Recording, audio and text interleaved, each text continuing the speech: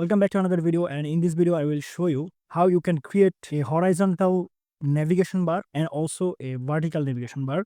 So we have different ways to do this actually, and I will show you the easiest one, and that is display properties and using display value flex. So let me show you. Here you can see I am in the style tag because I want to do style for the nav and anchor. So let me just first remove the text decoration. For the anchor I will say none, and I will set the color for the text decoration. I mean text color is white. If I open it on browser, you can see there is nothing. The problem is we have set the color is white actually. If I set here black, now if I refresh, now you can see we have our anchor text here.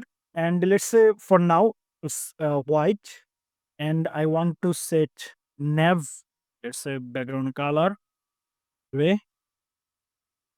And now if I go to the browser, and here you can see we have added a navbar background color. So let me just set margin and padding for the body. If you go to the browser, refresh, and now you can see there is no space outside this navbar. Okay, I want this navbar as horizontal navbar. So what I have to do, I have to just set here display property, and the display value should be flex. So here you can see our display is flex now. It means when I set display flex, our all the element inside the div or nav will be shown in a row. So this is how you can create, I mean, horizontal navbar. So let me just add some animation here, and here I will add a background color, let's say green.